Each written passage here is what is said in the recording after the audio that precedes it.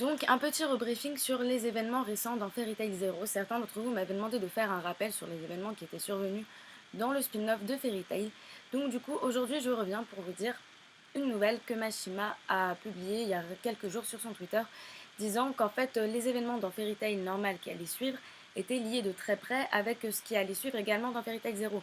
Donc du coup j'ai profité de l'occasion pour faire une vidéo sur les deux. Donc concernant ce qui se passe dans Fairy Tail Zero du coup. Yuri était sous le contrôle du Jade de Tenro, comme on l'a vu précédemment, et pour sauver Mavis a employé un sortilège qui a fait en effet secondaire qu'elle ne pourra plus grandir et que sa croissance est stoppée du coup. Yuri s'en veut terriblement, il jure qu'il sera toujours aux côtés de Mavis pour la protéger, pour quoi qu'il arrive, il sera à ses côtés. Puis au cours de leur discussion, Yuri fait comprendre à Mavis ainsi qu'au lecteur que Zaira n'existe pas, qu'elle est juste une illusion qu'elle a créée tout simplement. On suppose qu'elle a fait ça parce qu'elle avait peur, parce qu'elle n'avait pas d'amis, parce qu'elle était seule, etc. Mais on en reste là en tout cas pour le chapitre. Et on considère très bien le fait que la croissance de Mavis soit stoppée. Du coup, il n'est pas dit qu'elle meurt à ce moment-là dans l'histoire. Et du coup, on considère très bien le fait que la croissance de Mavis soit stoppée et que du coup, elle soit pas forcément morte à ce moment-là de l'histoire, hein. Il peut très bien s'être écoulé plusieurs années dans le temps.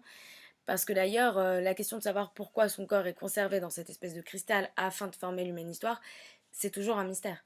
On n'en a aucune idée.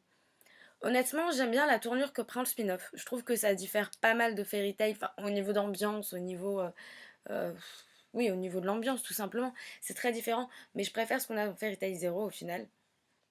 Mais bon, ce qui est sûr, c'est que. Autrement, comme je vous l'ai dit dans l'autre vidéo, donc celle de Fairy Tail chapitre 440, je vous ai signalé que Yuri Dreya ressemblait quand même à s'y méprendre à God Serena.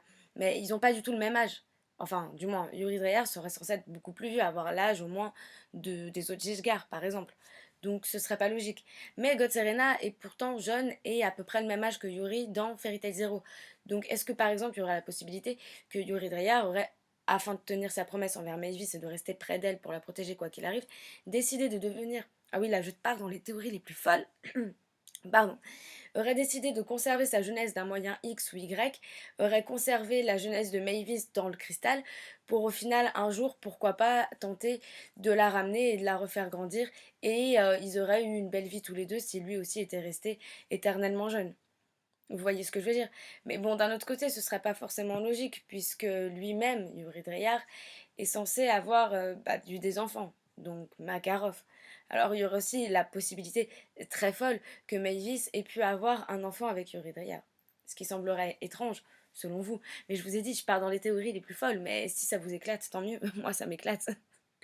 En tout cas, ce qui est sûr, c'est que Mavis a à peu près 13 ans au moment où sa croissance se stoppe, ce qui ne lui empêche en rien d'avoir des enfants, bien évidemment.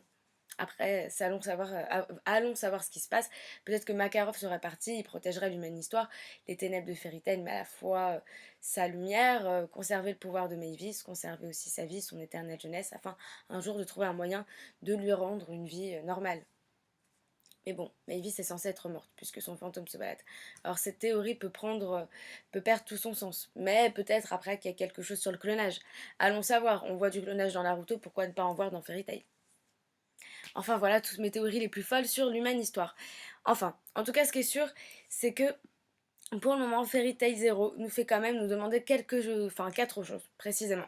De un, comment Mavis est-elle morte? Puisqu'apparemment, dans les faits, elle est morte, puisqu'elle a un fantôme. Ça, c'est clair. Il y a même une tombe sur l'île Tenro. Mais après, une tombe, ça veut pas forcément dire grand-chose. En tout cas, pourquoi et comment son corps est-il devenu l'humaine histoire? Peut-être que l'une de ces théories est vraie, bien que ça me semblerait extraordinaire. Et quel rôle Yuri a-t-il joué là-dedans? Et Zélef, quel rôle a-t-il joué puisqu'il est proche de Mavis? C'est peut-être même lui qui l'a tué, au final. Enfin, en tout cas, pour mettre cette vidéo en lien avec le chapitre 440 de Fairy Tail, je vous poserai donc cette question.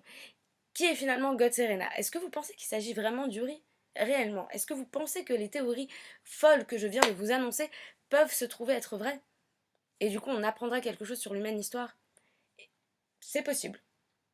Qu'est-ce que vous en pensez? Dites-le moi. Entre-temps, je vous ferai